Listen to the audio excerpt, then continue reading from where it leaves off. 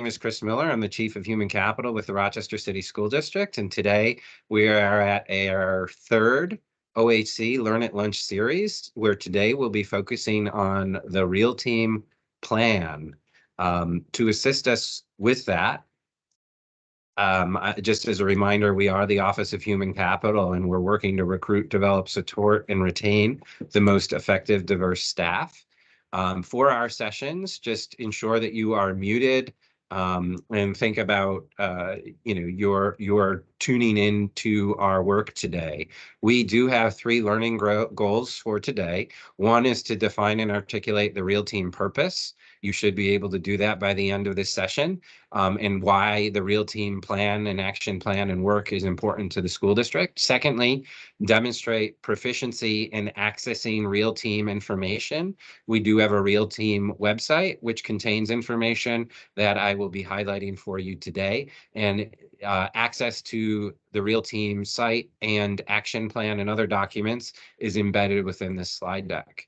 And then our third objective for today is for each of you to think about your own personal connection to the Real Team plan, and that will assist us with developing some personalized action plans relative toward alignment to the Real Team action plan. As we continue our OHC Learn at Lunch series, where we lunch, learn, and grow, the intent of this is to ensure enhanced collaboration and communication, increase flexibility and adaptability, talent retention and career development by ensuring that members of our team understand our processes, systems, and efforts, and then also to ensure efficiency in our resources and use of resources. Our 45 session plan is outlined on this slide. We are at session number 3, which is focusing on the Real Team plan, and it was quite intentional in the design of this plan that we started with the human capital function and then got right into staff diversity, because staff diversity is of critical importance to our district, to our community, to our families, to our students, to our Board of Education, and to the work that we do. And so we are, last week we focused on staff diversity and the data. We're not going to talk a lot about data today, but we focused on those data because it is important that we're looking at our workforce and that our workforce mirrors our student population. Last week, the only piece of data I will cue in is this piece of data. When we look at our Black, Indigenous, people of color, our staff, our teachers in particular, who play the most important critical role in interfacing with our students and families, 91% of our students are Black, Indigenous, people of color, while only 24% of our teachers are. And so we have work to do. And last week, for anyone who wants to access those data, you can access the data that's disaggregated for all of our staff on our Office of Human Capital website. So just to provide some background, the Real Team is an acronym which stands for Racial Equity Action and Leadership Team, stands for REAL. There's a link to the website there. The Real Team was formed in 2017 and was further formalized through Board of Education Policy 0105, which is the Equity and Educational Excellence Policy. That was edited in 2019. It's been edited since 2019, but this is when the Board of Education in the district formalized the Real Team in a very concrete way. And in the board policy, I wanted to pull some language out. The board policy says it is the obligation of the RCSD to embrace the diversity within our district while actively eliminating practices that perpetuate the disparities among our students so that all students have equitable access to high-quality educational opportunities. These disparities are unacceptable. The board policy continues to go on, and it says, we will, as a district, actively work to ensure that human capital policies, goals, and strategies promote a workforce that reflects the diversity of our student body. So Board of Education policy is straight out saying that this is work that we have to engage in. The policy continues, it says, whereas the Real Team has begun the development of a district-wide racial equity action plan to initially address the underrepresentation of race and class-conscious teachers of color in the district, the over-application of discipline to students of color, and the underdevelopment of district personnel and professional learning focused on anti-racist education. And so there were three very important callouts that the REAL team was targeted with focusing on, and which came to focus on, and that the board supported. One, to ensure that we have more race and class conscious teachers of color in the district that mirror the student population, that we're attentive to how we are disciplining and suspending and denying students of color in education, and that third, that we're working to develop our staff and to grow our staff to be more learning focused on anti-racist education. Those are the explicit goals that were set forth in the Board of Education policy. Last thing I want to pull out from the policy as I read to you directly from the policy is this. The REAL team shall include the superintendent and his or her designees, as well as invited representative from the following stakeholder groups: unions, parents, students, faith community leaders, education activists, and other community groups or individuals on the basis of interest, experience, and expertise in racial equity and educational excellence. Although REAL meetings are open to the public, official members of the REAL team are selected by and serve at the pleasure of the superintendent of schools. So it's important that you understand that the board expects us to work hand in hand with members of our community to work toward these aims, to ensure, and again, let me go back to the previous slide, to ensure that we are addressing the underrepresentation of race and class conscious teachers of color in the district, that we are intentional about the over-application of discipline and suspension to students of color, and that third, the underdevelopment of district personnel in professional learning focused on anti-racist education. And so the REAL team's aims are to advance in collaboration with members of the district and the community to advance those goals and priorities. The other piece of data I just want to remind this group of is that when we looked at our staffing, and I highlighted this in more detail last week, when we look at our staffing, we have achieved some gains, but we still have more work to do.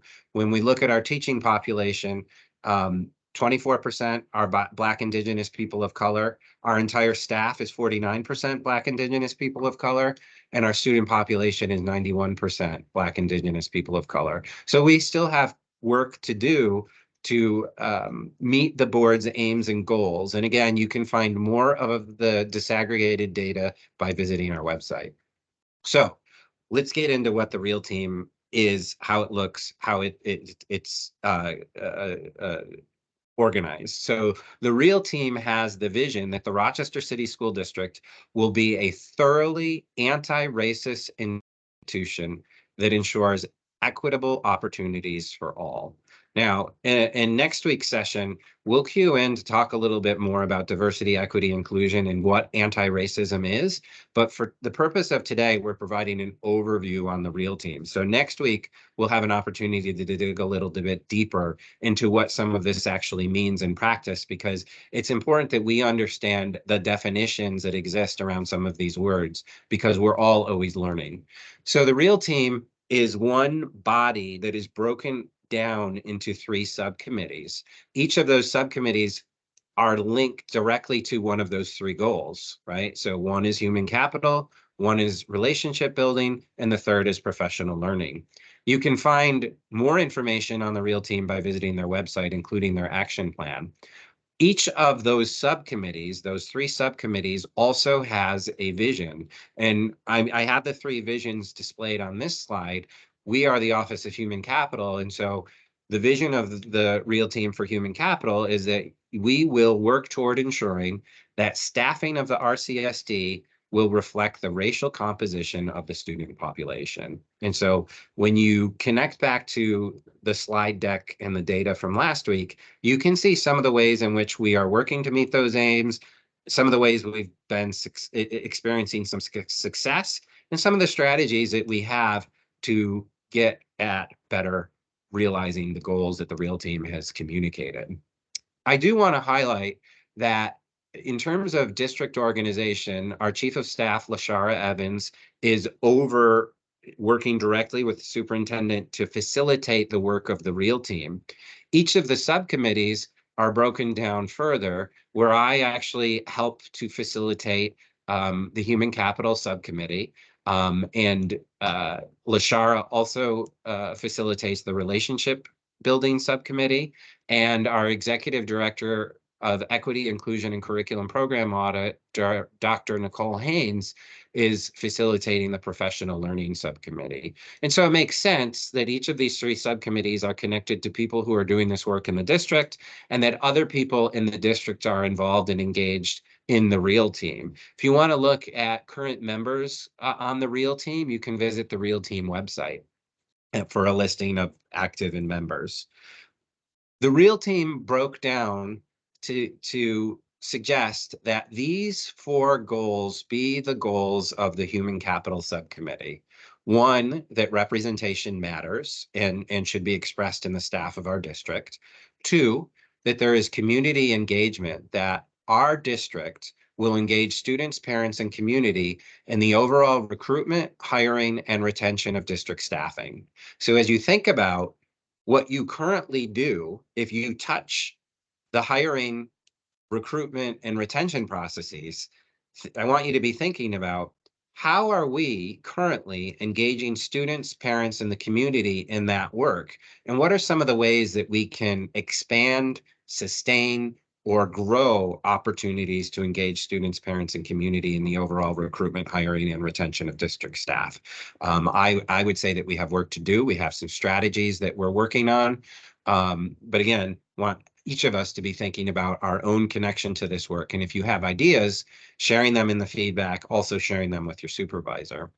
You should see intentional ways that we've been working to do this in our office, but we're looking for continued ways to grow and expand that. And this is something that later this month, we are going to be working explicitly with the REAL team on.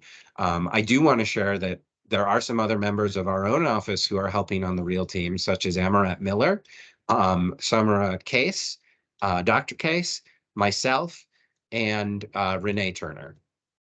The third goal for the Human Capital Group is transparent communication, and that is to ensure that our office is improving the quality, consistency, and transparency of communications as they pertain to internal and external hiring and retention practices. And I've talked about this, how nothing should be a mystery or a secret, that we want to ensure that as much as possible, what we do is public and transparent.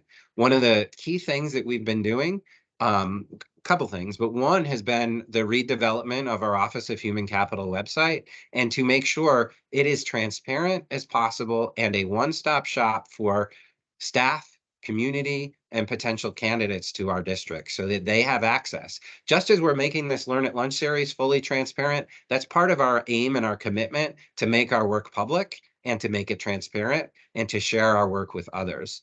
The other thing that we've been doing is being really transparent and having time with the Board of Education to present and share our work and to get feedback from the Board of Education, but also to help the board and our community learn from us, because in a manner, we are experts in our work. We are working with the community to be responsive to their needs, but we also have to share best practice with community and with our staff and with our board so that we can be certain that what we're doing is anchored in best practice to move the district forward. And then the last goal of the REAL team for human capital is to implement systemic, equitable hiring practices. We're working to develop additional pieces in this area. And again, part of doing this work is making sure that our systems practices are fully transparent, but also engaging stakeholders in the process of selection. And we've been doing that and demonstrating that, but there's several areas where we are not engaging stakeholders directly. And so we want to look at that. The other thing that the REAL team did, in addition to setting those goals, they spelled out some specific outcomes that you see listed on this slide. And I'm not going to read each of them, but as you look at this slide, you see what their expectations are for success, the measurable outcomes that they want us to be focused on and looking at. Later in another session, I want to report out on our progress with these outcomes. Some of these have been more doable than others, and frankly, I want to work with the real team to update these to be better aligned with the best practice and make sure that they're current. Some of these are a bit out of date. Some of these have already been achieved, and so we want to set some new goals. But as you look at them, you should see our work reflected in these outcomes.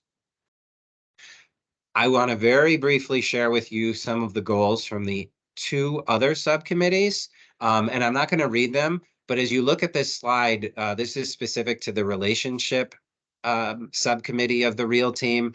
And what is being laid out here, ensuring everybody understands the code of conduct, and ensuring that our teachers and that our staff understand what anti-racism is and that they're engaged in training around implicit bias, restorative practices, culturally relevant pedagogy, effective classroom management, SEL, and understanding institutional racism in our nation, in our local community, and even in our school district. Also ensuring that our SSOs who are interacting with students are professional, welcoming, warm, and supportive. The professional learning subcommittee also has a series of goals. There are actually 5 goals that the professional learning committee has.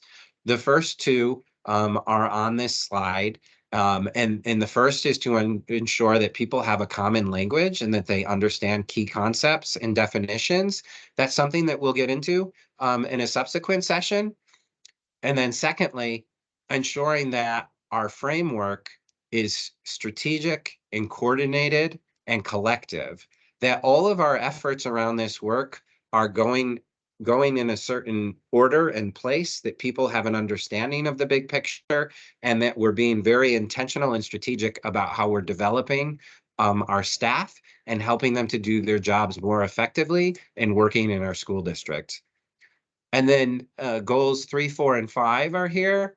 Um, we want to ensure that folks understand what racism is and how it's reflected, and that we are intentional in understanding past history relative to attitudes, beliefs, rules, regulations, policies, practices, procedures, and laws that have impacted Black and Brown students in a disproportionate and negative way.